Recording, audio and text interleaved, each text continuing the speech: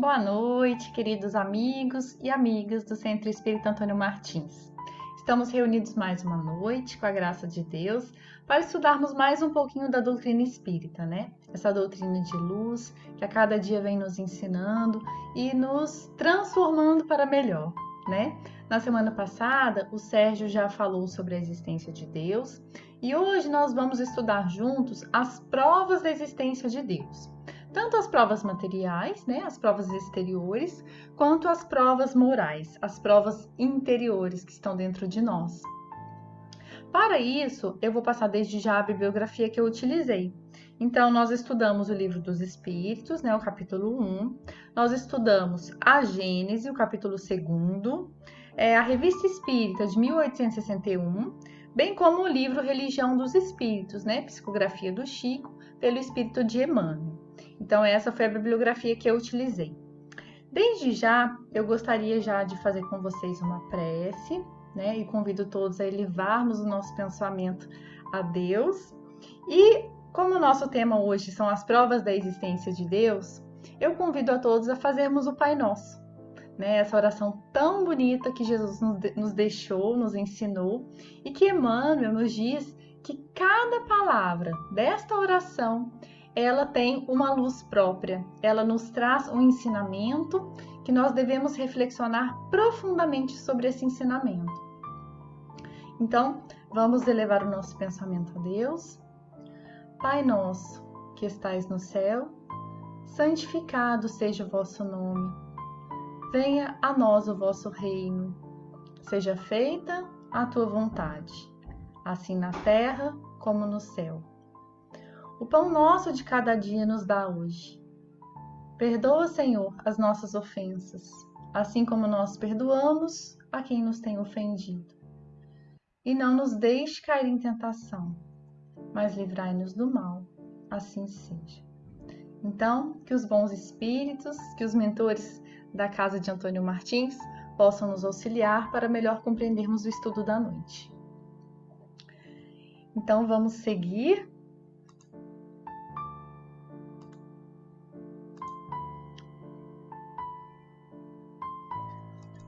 A primeira questão que Allan Kardec coloca no nosso tema da noite é a seguinte: onde se pode encontrar a prova da existência de Deus? Então, essa pergunta está na questão 4 de O Livro dos Espíritos. E os Espíritos respondem: um axioma que aplicais às vossas ciências. Não há efeito sem causa. Procurai a causa de tudo o que não é obra do homem, e vossa razão responderá. Então, gente, o livro A Gênese, no capítulo 2, ele consegue esmiuçar um pouco mais essa resposta dos espíritos para Kardec, né? Então, ele dá o seguinte exemplo. A gente percebe um pássaro voando pelos ares e a gente, de repente, percebe que esse pássaro ele é atingido por uma bala, né? Uma bala de chumbinho, vamos dizer. A gente sabe que essa bala veio de algum lugar e que essa bala ela é obra do homem, né? E se o pássaro caiu morto, a gente sabe que em algum lugar tem um atirador. Isso é uma premissa lógica dos fatos, né? Então, o livro A Gênese, ele dá para nós esse exemplo. Esse livro dá para nós esse exemplo. Nem sempre se faz necessário que nós vejamos uma coisa para sabermos que ela existe, né? Nós vemos aí o efeito dos ventos, da eletricidade, do ar que respiramos, né? Então, nós não precisamos enxergar a coisa para sabermos que existe. Em tudo, observando os efeitos, é que se chega ao conhecimento das causas. Outro princípio igualmente elementar e tão verdadeiro passou a axioma. Aliás, perdão. Outro princípio igualmente elementar e que de tão verdadeiro passou a axioma é de que todo efeito inteligente tem que decorrer uma causa inteligente. Se perguntassem qual o construtor de certo mecanismo engenhoso, que pensaríamos de quem respondesse que ele fez a si mesmo? Então a gente imagina, por exemplo, um celular. Né? Como que um celular poderia ter feito a si mesmo, poderia ter se autoconstruído mesmo através de milênios, né, de séculos sem fim, pela união das moléculas simplesmente.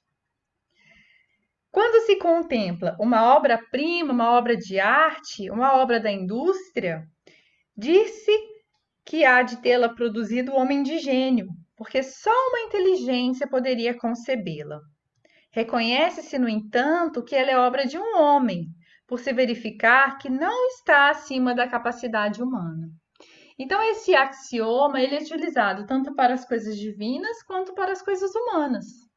Né? Nós percebemos coisas que são frutos da inteligência humana, né? Já bem aprimorada, e vemos coisas que a inteligência humana ainda não alcança. O homem ainda não consegue produzir uma célula, não consegue produzir uma semente, o princípio germinativo de uma semente. Né? Então, isso tudo não pode ser obra do homem. Se as coisas que são humanas não fazem a si mesmas, quanto mais as coisas que são divinas, né?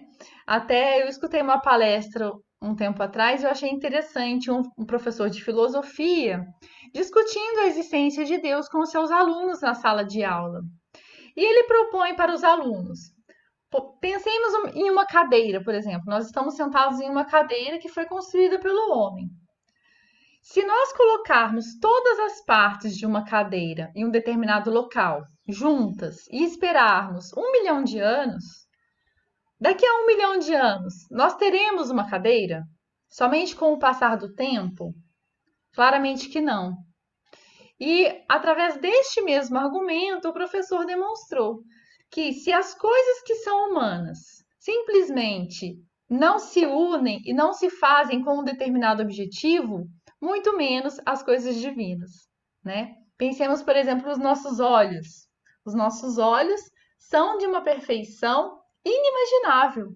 A quantidade de veias, de artérias, de elementos, né, que existem dentro dos olhos para que nós possamos finalmente enxergar, para que nosso cérebro possa entender as imagens que nós vemos através da luz. Então, as coisas de Deus também são realizadas dessa mesma maneira. Existe um propósito, né? Então, nós conversaremos primeiramente sobre as provas materiais, né? Então, Allan Kardec continua no Livro dos Espíritos. Para crer-se em Deus, aliás, os espíritos continuam, né? Para crer-se em Deus, basta se lance o olhar sobre as obras da criação. O universo existe, logo tem uma causa. Duvidar da existência de Deus é negar que todo efeito tem uma causa e avançar que o nada pôde fazer alguma coisa. Então, justamente o que nós estávamos raciocinando. O acaso não faz nada. E se o acaso fizesse alguma coisa com inteligência, já não seria o acaso, né? A Gênese, no item 4, coloca para nós o seguinte: em toda parte se reconhece a presença do homem pelas suas obras. A existência dos homens antediluvianos não se provaria unicamente por meio dos fósseis humanos. Provou também, e com muita certeza, a presença nos terrenos daquela época de objetos trabalhados pelos homens. Então, nós achamos aí nos sítios arqueológicos vasos de barro, artefatos, lanças. E quanto mais avançados, quanto mais detalhados e mais aprimorados são esses artefatos, mais nós temos a certeza de que aqueles homens eram primitivos ou mais adiantados, né? Então, pela grosseria ou pela perfeição de um trabalho, nós reconhecemos o grau de inteligência e de adiantamento daquele que o produziu. Então, nós pensemos primeiramente no nosso cérebro.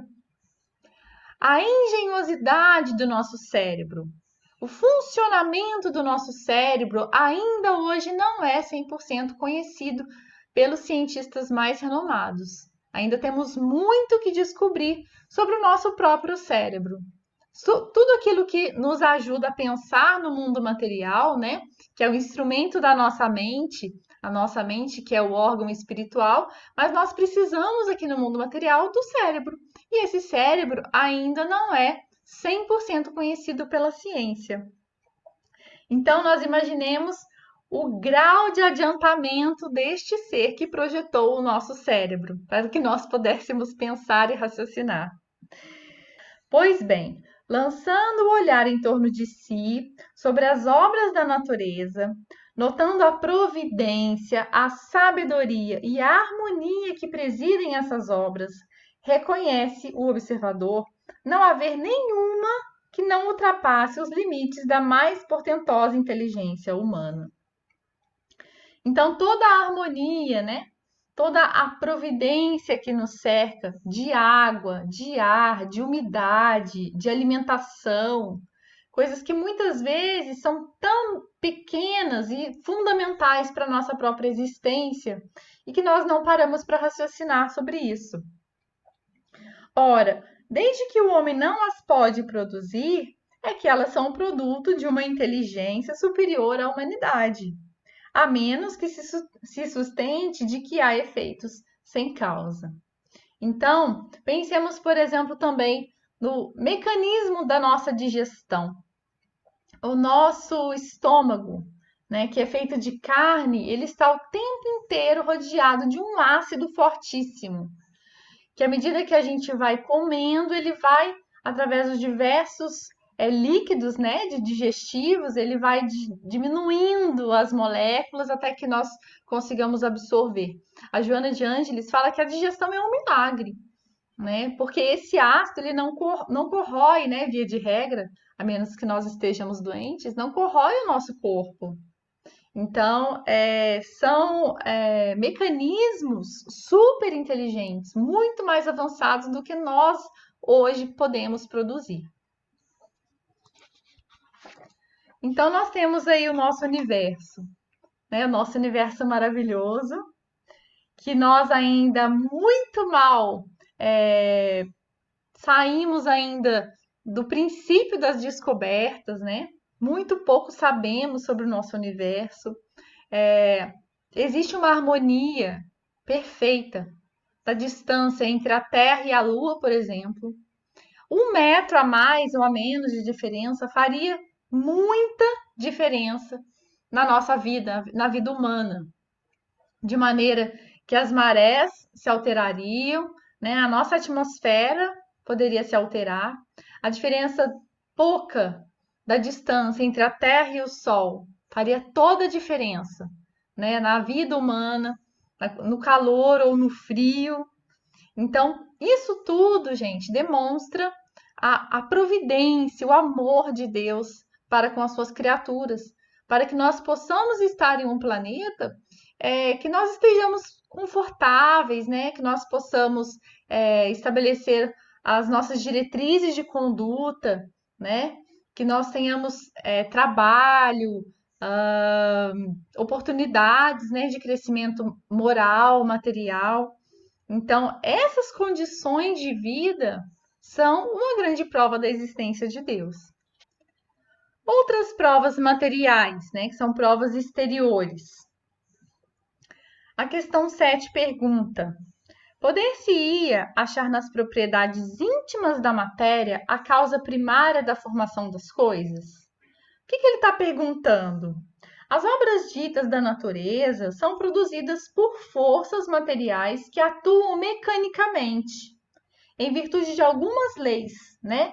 Leis de atração e repulsão, as moléculas que se unem e se agregam e se desagregam sob também o império dessas leis. As plantas, né, que nascem, brotam, crescem, frutificam e morrem, sempre da mesma maneira, segundo as suas espécies, também sob o império dessas leis. Cada indivíduo, né, que nasce, cresce, envelhece e morre, também muito parecido com os seus antepassados, né, submetidos às leis da genética. O mesmo que se dá com os animais, né? Os astros que se formam pela atração molecular e se movem perpetuamente pelo espaço, né, em suas órbitas de maneira perfeita, seguindo as leis da gravitação. Essa regularidade mecânica no emprego das forças naturais não acusa a ação de qualquer inteligência livre. E aí, os espíritos do livro A Gênese respondem: realmente, tudo isso faz parte de uma lei, de algumas leis, né? Só que essas leis, elas são efeito e não são causa. E qual que é a causa dessas leis?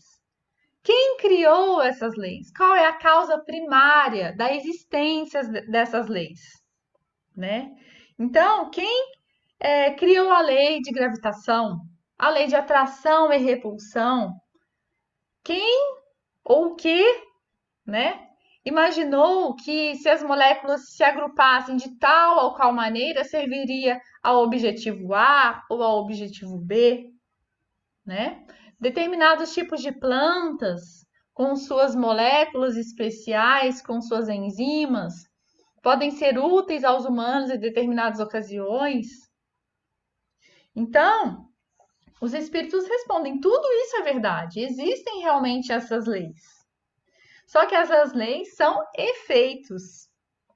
Quem ou que criou essas leis?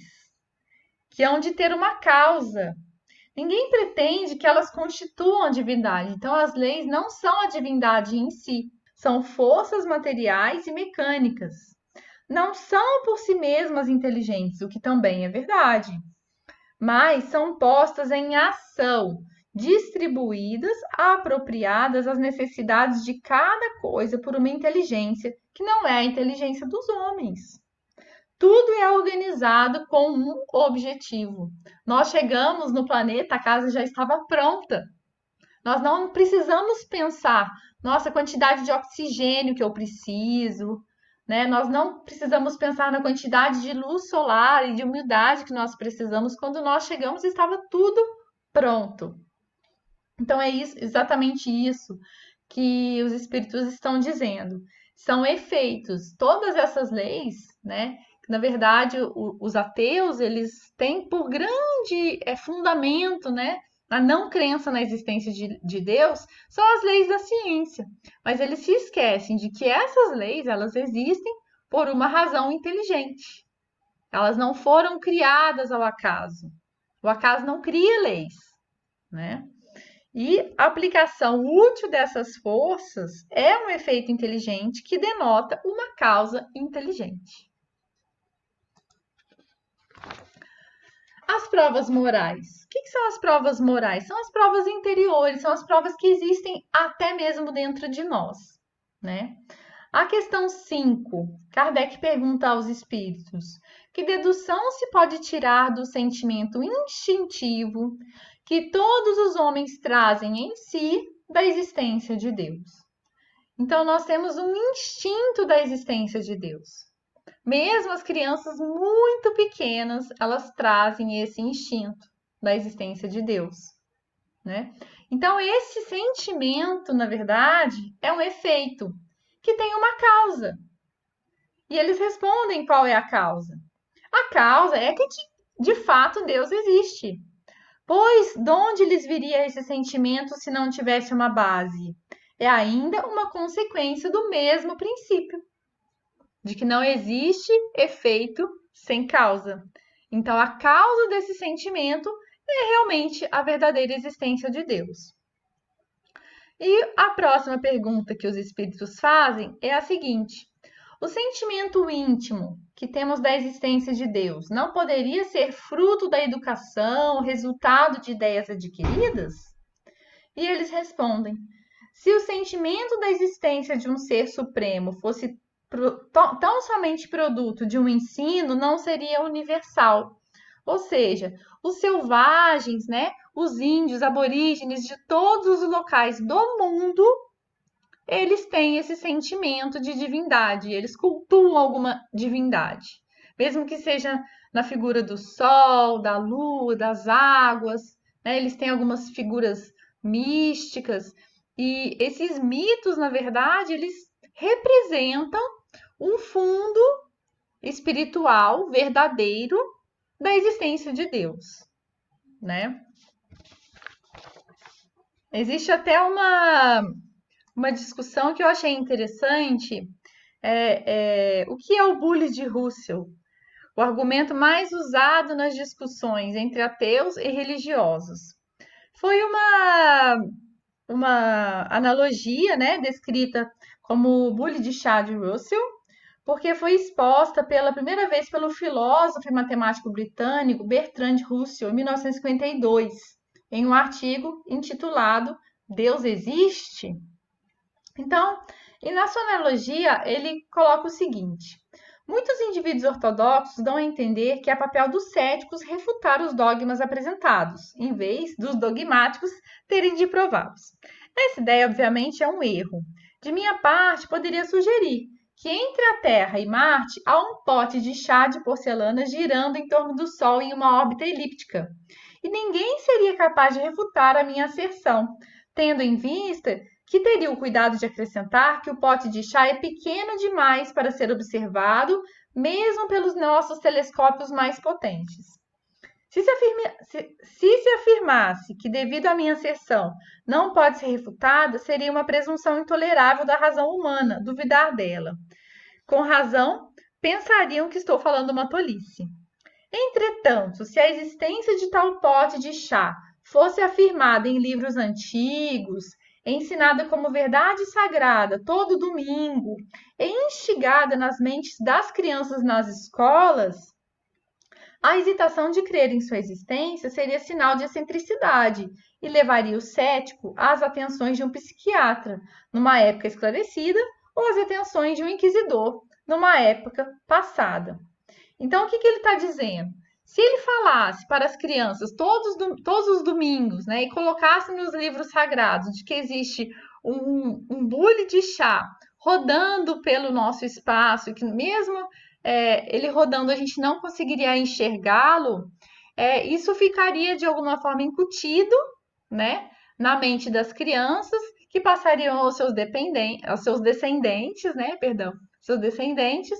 Isso seria um dogma, né? Então Deus, ele faz essa analogia com Deus. Deus seria um dogma, porque nós não conseguimos vê-lo, nós não conseguimos de alguma maneira senti-lo, né? Muitos não conseguem senti-lo, a grande maioria de nós, ainda pela sua imperfeição, não consegue senti-lo. A existência de Deus seria um dogma das religiões, né? E não um fato comprovado pela ciência. Só que, na verdade, ele se esqueceu do principal. O principal o que é? O bule de chá, ele fez alguma coisa pela humanidade? O que o bule de chá produziu como efeito? Qual seria o efeito da existência do bule de chá? Nenhum, né? Então, mas nós temos provas da existência de Deus pelos efeitos que nos rodeiam, né? Os efeitos gravitacionais, os efeitos das causas de atração e repulsão, todas as leis que nos regem, tanto as leis materiais quanto as leis morais também, né, que são leis de Deus, elas são efeitos que vêm de uma causa. E o bule de chá, na verdade, né, não produz coisa alguma. Então, a gente já cairia naquela questão número 4 de Livro dos Espíritos, de não existe efeito sem causa. Então, sendo que o bule de chá não produz nenhum efeito, então ele não existe, né? Então, eu achei interessante trazer essa reflexão. O Livro dos Espíritos pergunta ainda: por que então o homem não consegue compreender a natureza íntima de Deus? Isso está na questão número 10. Aí eles respondem: falta-lhe para isso o sentido. Não que seja proibido, né? Mas nós não temos a capacidade, nós não temos o sentido. Eles dizem que seria como você explicar para um cego de nascença como é a luz do sol.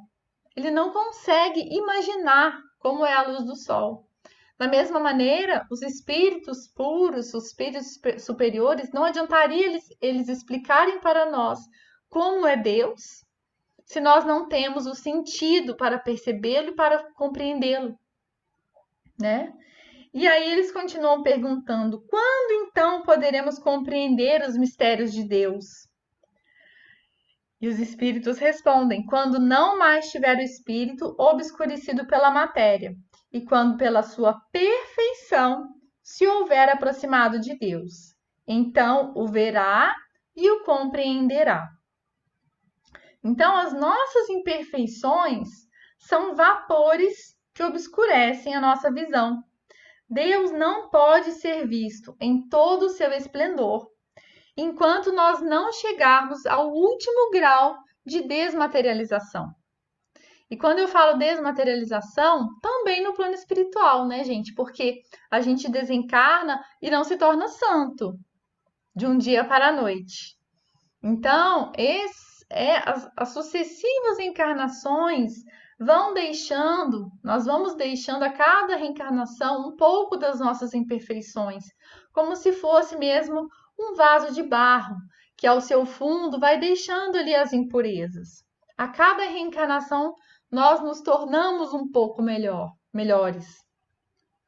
Então, à medida que nós depuramos o nosso espírito, que nós nos tornamos limpos e puros, nós finalmente conseguiremos ver e sentir a Deus. Para nós, por enquanto, esse sentido, ele é impossível, porque nós estamos afundados na matéria mais grosseira, né? Por causa das nossas imperfeições. E até um palestrante fez uma analogia muito interessante, que eu gostei bastante. Nós, na verdade, ainda somos crianças espirituais. Nós não conseguimos ensinar, por exemplo, na matemática, um cálculo diferencial para uma criança de 7 anos. E ela ainda está aprendendo as operações básicas, né? O somar, o diminuir, o dividir, o multiplicar. E nós somos como essas crianças ainda espirituais. Sabemos muito pouco das realidades espirituais. Vemos apenas um ponto, né? Nosso ponto de vista ali da Terra, dos planos espirituais mais próximos da Terra. Ainda estamos no início da nossa caminhada espiritual. E uma pergunta muito interessante, que foi a questão 37 do livro A Gênese, eles perguntam sobre qual aparência Deus se apresenta àqueles que se fizeram dignos desse favor. Ou seja, o espírito puro, como que ele enxerga a Deus? Será sob uma forma qualquer, uma forma de círculo, quadrado, ou igual uma figura humana, ou um resplandecente foco de luz? Como que os espíritos puros enxergam a Deus? Como que eles veem a Deus? Como eles sentem Deus? E aí os espíritos respondem que para a nossa inteligência ainda é impossível explicar, né? Nós só conseguimos imaginar e pensar nas coisas que nos tocam muito de perto, nas coisas que nós vivenciamos, que nós sentimos aqui da Terra. Então, para esse grau de espírito, né, para os espíritos puros, eles já estão em uma faixa muito distante. E a sua compreensão de Deus, da vida e do universo, nós ainda estamos muito longe de alcançá-los. Então, eles falam que não existe na linguagem humana nada que possa descrever o encontro desse espírito puro com Deus. Então, é mais ou menos assim, gente, espera. Vocês vão ter a sua vez, mas ainda não está na hora. Mais ou menos isso. Né? E, na verdade, os ateus, né, os céticos, eles têm muita dificuldade em lidar com isso, porque faz parte do orgulho. Né? Eles acreditam que não há nada no universo que a sua inteligência não possa conceber, que não há nada no universo que a sua inteligência, que a sua pouca inteligência não possa abarcar. Né? Então, nós temos finalmente as consequências morais da certeza em Deus. Né? Nós que estamos estudando o Espiritismo, nós devemos principalmente termos muito claros as consequências morais dessa certeza, dessa fé que nos move. Né? Eu trouxe para nós a reflexão de Emmanuel, que ele realizou, comentando justamente essa questão número 4 de O Livro dos Espíritos, numa reunião pública do dia 14 de setembro de 1959.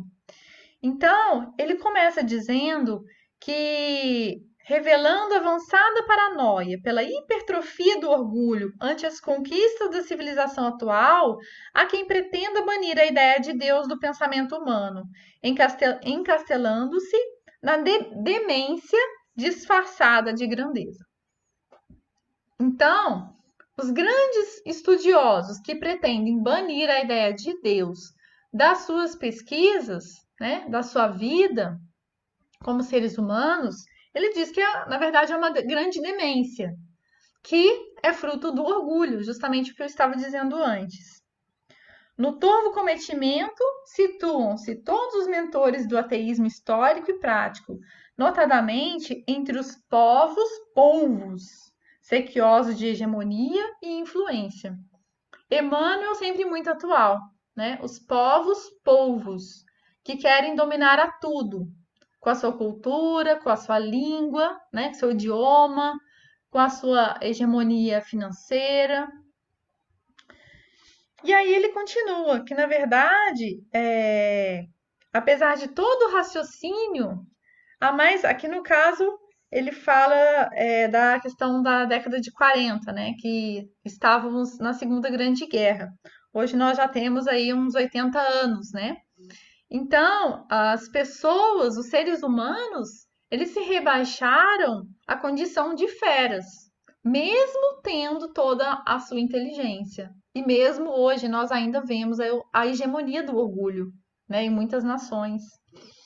Então ele diz: enfileiravam largas bibliotecas de ciências sociais em louvor da dignidade humana, mas caíram como chacais sobre mulheres e crianças indefesas, cruentando populações inermes. Possuíam as mais nobres invenções, como o avião, o rádio, o cinema e a grande imprensa, inclusive o domínio iniciante da energia nuclear. Contudo, mobilizaram todos esses recursos no assalto a lares, a hospitais, a escolas e a templos. Então, quando nós banimos a ideia de Deus das nossas ações, nós nos tornamos realmente feras, né? Porque somente o progresso intelectual não é capaz de banir os sentimentos, os piores sentimentos de dentro de nós, né? Do sinistro balanço contaram-se milhões de cadáveres, milhões de mutilados, milhões de órfãos, milhões de feridos, milhões de desajustados. É que quando a ambição se desregra entre os homens, cresce a força da injustiça. E quando a injustiça se erige como poder supremo na face da terra, habitualmente aparece o esquecimento de Deus no âmago das elites. E com o esquecimento do Criador, desentendem-se as criaturas, gerando conflito e destruição. Entregue ao livre-arbítrio nos recessos da própria alma, pode o homem olvidar a paternidade divina e escarnecer a ideia religiosa que lhe traça o roteiro moral, mas tomba nos arrastamentos da irresponsabilidade e da delinquência. Pode, com ingratidão e crueldade, pregar à vida o desrespeito a Deus, mas a vida lhes responde com as trevas do caos. Então, o que Emmanuel está dizendo? Que sem nós nos conectarmos ao Criador, sem a nossa conexão íntima com Deus, nós nos tornamos ainda feras, que apesar do nosso conhecimento intelectual, os nossos sentimentos não acompanham, né, a fraternidade. Quando nós temos dentro de nós a paternidade divina, o sentimento ele se transforma em fraternidade, se transforma em amor, ele se transforma em compreensão, porque todos somos filhos de um mesmo Pai, todos somos irmãos. A humanidade é toda uma família, né? Então, esse sentimento, quando ele está íntimo dentro do ser humano, ele impede do ser humano cometer esse tipo de atrocidade, né? Que nós vemos ainda nos jornais todos os dias. E para finalizar, eu gostaria de contar uma pequena história do Bezerra de Menezes, que está no livro Estante da Vida. É uma história até que é narrada no livro, né, do Dr. Bezerra, é uma história muito bonita. Conta-se que Dr. Adolfo Bezerra de Menezes orientava no Rio uma reunião de estudos espíritas, com a palavra livre para todos os circunstantes. E aí apareceu um ateu, né?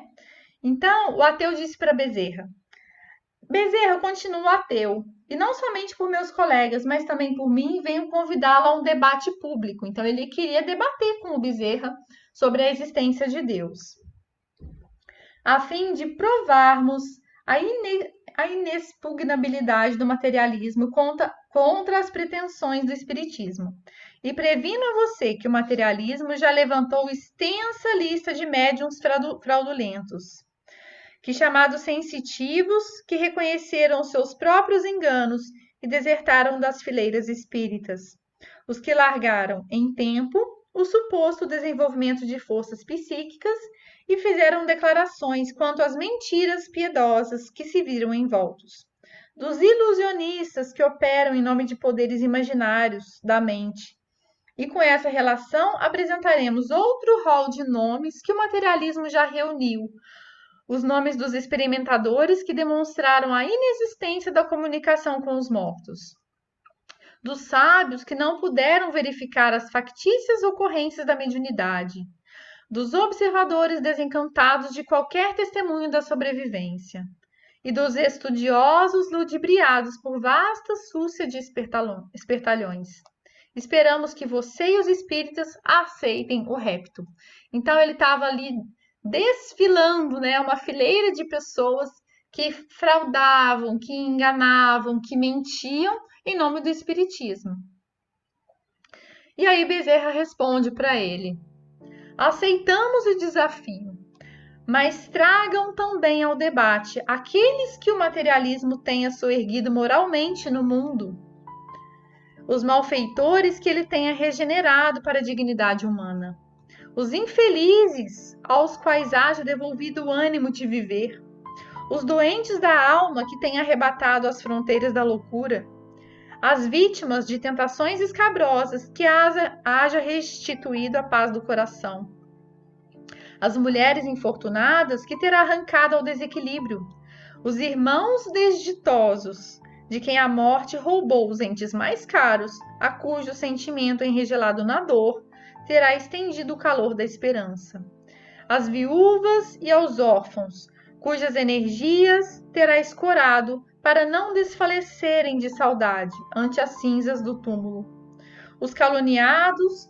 aos quais terá ensinado o perdão das afrontas, os que foram prejudicados por atos de selvageria social mascarados de legalidade, a quem haverá proporcionado sustentação, para que ouvidem os ultrajes recebidos, os acusados injustamente, de cujo espírito rebelado terá subtraído o fel da revolta, restituindo-o pelo bálsamo da tolerância, os companheiros da humanidade que vieram do berço cegos ou mutilados, enfermos ou paralíticos, aos quais terá tranquilizado com princípios de justiça, para que aceitem pacificamente o quinhão de lágrimas que o mundo lhes reservou. Os tristes que haja imunizado contra o suicídio, os que foram perseguidos sem causa aparente, cujo pranto terá enxugado nas longas noites de solidão e vigília, arrastando-os da vingança e da criminalidade, os caídos de todas as procedências, a cujo martírio tenha ofertado apoio para que se levantem. Então, o espiritismo e, na verdade, a religião, a religiosidade, essa nossa conexão com Deus, ela é um grande suporte para que nós possamos vencer as dificuldades da vida. Nesse ponto da resposta, o velho lidador fez uma pausa, limpou as lágrimas que lhe deslizavam do rosto e terminou. Ah, meu amigo, se vocês puderem trazer um só dos desventurados do mundo, a quem o materialismo terá dado socorro moral para que se liberte do cipoal do sofrimento, Nós, os espíritas, aceitaremos o repto. Profundo silêncio caiu na pequena assembleia, e porque o autor da proposição baixasse a cabeça, Bezerra, em prece comovente, agradeceu a Deus as bênçãos da fé e encerrou a sessão. Então, que a nossa fé aumente a cada dia, que o Deus vivo viva dentro de nós, né? E que Ele sempre nos ajude, né, a vencer as nossas imperfeições, a perdoar os nossos inimigos, a amar os nossos semelhantes, a realizar tudo aquilo que Jesus veio nos ensinar, né? E nós devemos nos esforçar a cada dia, né, fazer a nossa parte para que a nossa vontade, né, que a vontade do Criador seja igual à nossa. Na verdade, esse é o grande destino, né? Fazer com que a vontade de Deus e a nossa vontade seja a mesma. Agradeço a atenção, espero que o estudo tenha sido bom para todos. Para mim foi muito bom e eu espero que em breve estejamos juntos novamente. Um grande abraço a todos, fiquem com Deus.